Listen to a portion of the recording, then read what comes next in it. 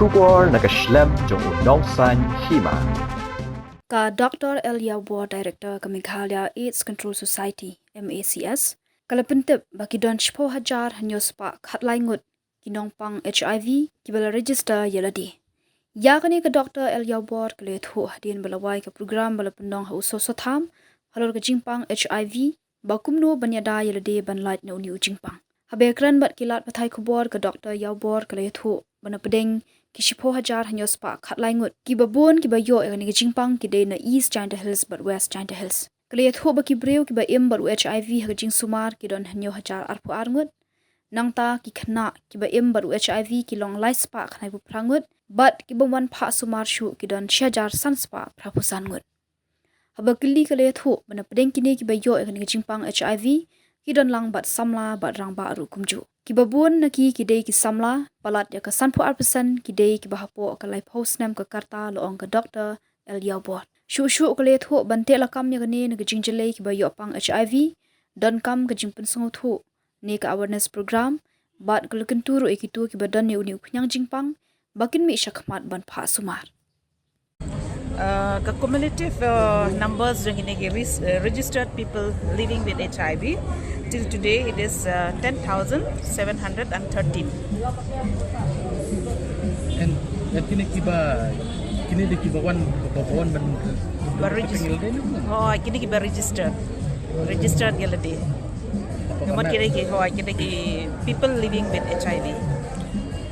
Kini perkesin jam nak kalian juga tanat let's say ban IG ada kini bajba mo kum ka awareness program bakin Kajing ada ki kebanengkong kadai ka awareness program namar ba kin tip Ïalade ya ka status jaki nang ta bakin come forward bangin test jaki nang tan de latas in case bagi long positive bangin registered eki bangin link eki shagi to treatment center KRT center so that bangin shimmi gidawai but kini gidawai ki hapandi like the whole life ki hapandi regularly kanang bagini ka virus lo jengki kanang suppress they still even if they are having HIV in them they still can live normally if they take the medicine regularly. Kini na district ayu ba kam jur plat Bakamjur hadu mata kadai na China Hills, the East China Hills and the West China Hills.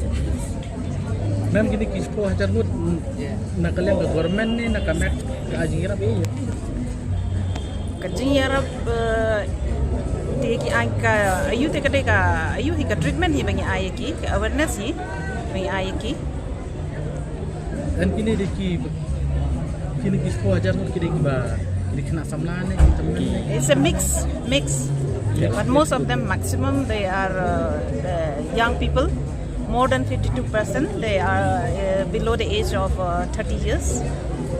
Jika jungpun kalaban on yang dapatkan teh basendran ni More or less same, but I think the male side is more than the female. mem kai ke major factor ba pun kini Pardon?